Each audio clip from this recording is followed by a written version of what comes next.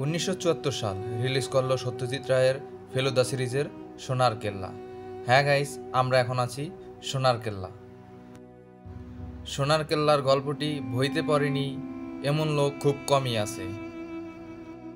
বইতে পড়া সেই গল্পটি কোনো গালগপ্প নয়, সেটি একটি বাস্তব কাহিনী।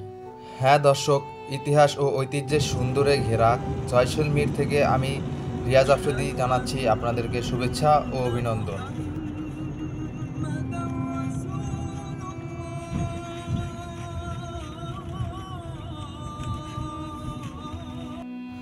ছোটবেলায় সোনার কেল্লার গল্পটি শোনেননি এমন কোনো মানুষ খুঁজেই পাওয়া যাবে না।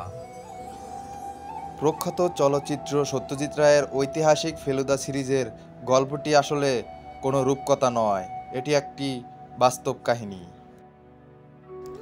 হ্যাঁ দর্শক, আজ আমি আপনাদেরকে দেখাবো সেই সত্যিকারের সোনার কেল্লা, যেখানে এখনও বাস করে সত্যিকারের রাজা রানী, রাজকুমার এবং রাজকুমারীরা। তুলে ধরব সেখানকার রাজমহলে থাকা রাজার 16 জন রানীর এক বিলাসবহুল জীবন কাহিনী।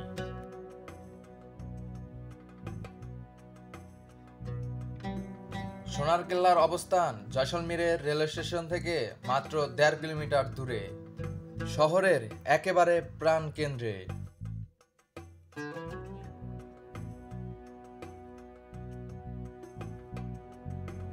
হ্যাঁ দর্শক, এটাই সেই ঐতিহাসিক সোনার কেল্লা, যা আজও ঝলক দিচ্ছে।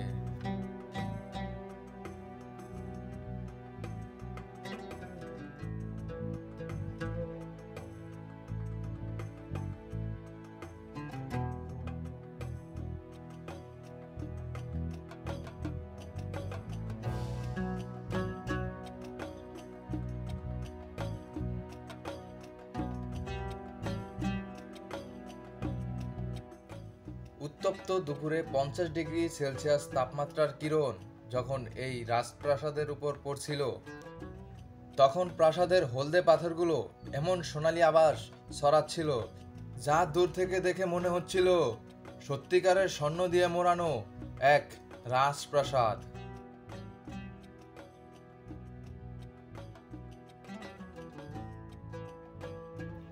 প্রাসাদটির গায়ে যখন সূর্যের আলো পড়ে, তখন তা এমনভাবে ঝলক দেয়, যার পরশ আপনার হৃদয় ছুঁয়ে যাবে। সম্রাট শাহজাহানের তাজমহলের মতো এখানকার রঙও পরিবর্তন হয় ক্ষণে ক্ষণে।